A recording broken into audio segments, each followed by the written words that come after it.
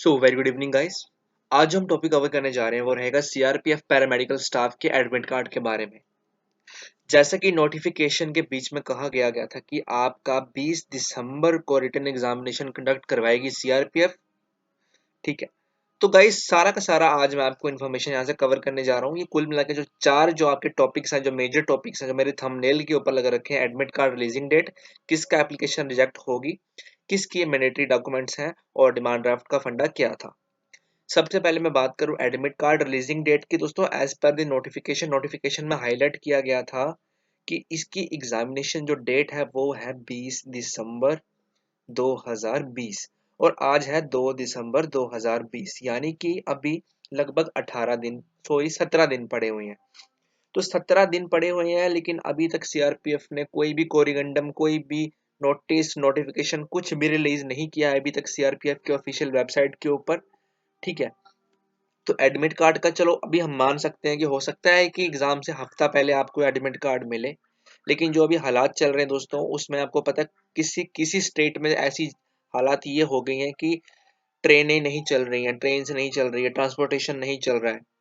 खासकर मैं जिस एरिया में मैं रह रहा हूँ पठानकोट में, यहाँ से ट्रेन्स वगैरह अभी नहीं जा रही हैं। अगर मेरा एग्जाम हरियाणा में आता है तो मैं एग्जाम नहीं दे पाऊंगा, अगर मेरा एग्जाम पंजाब के किसी और स्टेट में आता है तो मैं एग्जाम नहीं दे पाऊंगा, क्योंकि लोकल ट्रेन्स भी नहीं चल रही हैं।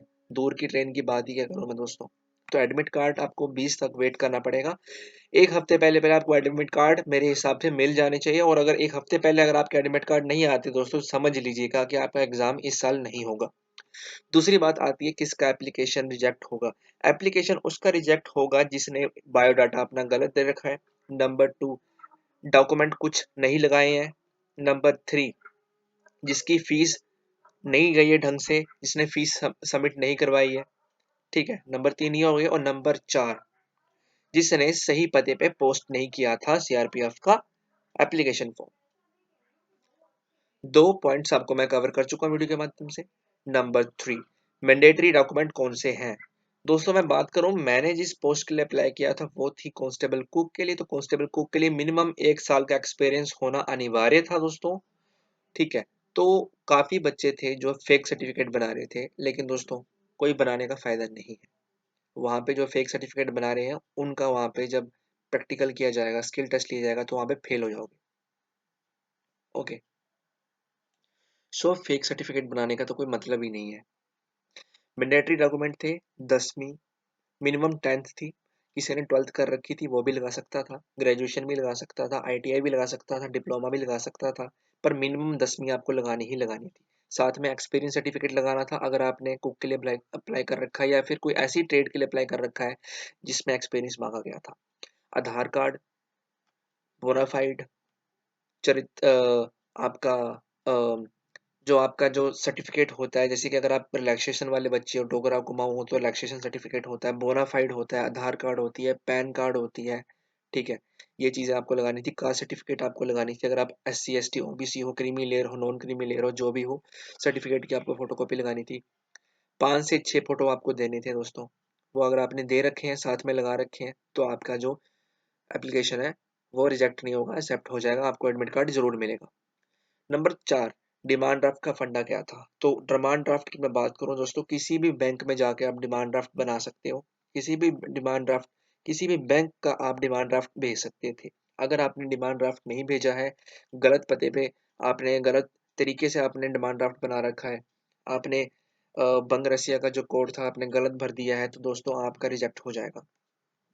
यहाँ पे स्पेशली मेंशन किया गया था एप्लीकेशन फॉर्म के बीच में कि SBI बंगरसिया, ठीक है, SBI की ब्रांच है बंगरसिया में, वहां पे आपको अपना डिमांड ड्राफ्ट भेजना था, पैसे भेजने थे। ठीक है। लेकिन अगर आपने ऐसा नहीं किया तो आपका एप्लीकेशन फॉर्म रिजेक्ट हो जाएगा। तो मेन अगर मैं कंक्लूजन की बात करूं तो दोस्तों बात ये है, ये वीडियो है सिर्फ कुक और सफाई वाला के लिए। ये आपके कुछ इंपॉर्टेंट डाउट्स थे और टॉपिक्स थे जो मैं कवर करना चाहता था, और आपके मन में भी काफी सारे इस तरह के ख्याल आ रहे थे। बिल्कुल आने भी चाहिए, क्योंकि एग्जाम डेट अभी सिर्फ 17 दिन रह गए एग्जाम के लिए। तो गाइस ये थे कुछ वीडियो, कुछ टॉपिक्स थे जो आपको मैंने कवर करने थे। आई होप सो मैं टॉपिक कवर कर पाया दोस्तों। तो अगर आप कुछ और मुझसे पूछना चाहते हो तो आप मुझे टेक्स्ट कर सकते हो, मुझे मेल कर सकते हो, कमेंट सेक्शन में कमेंट कर सकते हो। मैं कमेंट, हर एक कमेंट को पढ़ता हूँ और रिप्लाई मैं उन कमेंट का देता हूँ जो पॉजिटिव होते हैं और जो बिल्कुल जायज़ कमेंट होते हैं, ठीक है, उनका रिप्लाई देना बनता है। गलत अभद्र भाषा यूज़ करोगे, आप अपने फैमिली को यहाँ पे दिखाओगे, इसका मतलब ये है, ठीक है। तो गाइस ये थे कुछ इंपॉर्टेंट टॉपिक्स, 4 टॉपिक्स थे जो मैंने कवर कर दिए हैं और सिर्फ कुक और सफाई वाला के लिए था। जिसने कुक के लिए अप्लाई कर रखा है, एक्सपीरियंस सर्टिफिकेट नहीं लगा रखा, उसको admit card as per the notification तो नहीं आएगा। किसी को तुक्के से अगर आ जाए वो अलग चीज़ है, लेकिन वैसे नहीं आएगा। फीस भरनी थी, वो आपने भर दी होगी। मैंडेटरी डॉक्यूमेंट थे, आपने लगा दिए होंगे। एसेंशियल डॉक्यूमेंट जो होते हैं, ठीक है, वो लगा दिए होंगे। एडमिट कार्ड आपको कम से कम, मैं मान के चलिए तो आपको कम से कम 12 से 13 तारीख तक आपको वेट करना पड़ेगा एडमिट कार्ड के लिए। आज तो 2 तारीख हो गई, हो सकता है कि आपका एग्जाम हो जाए, लेकिन अगर नहीं आया था आपका एडमिट कार्ड 12 से 13 तक, तो आप समझ लीजिएगा एग्जाम आपका लेट हो गया, अगले साल को चला गया। और जो हालात लग रहे हैं मुझे दोस्तों, यही लग रहा है कि अगले साल ही जाएगा पेपर। तो आशा करता हूँ आपको मेरी वीडियो सही लगी। इस वीडियो को लाइक कर सकते हो, शेयर कर सकते हो, कमेंट करना मत भूलना, सब्सक्राइब करना मत भूलिएगा। जय हिंद, जय भारत गाइस।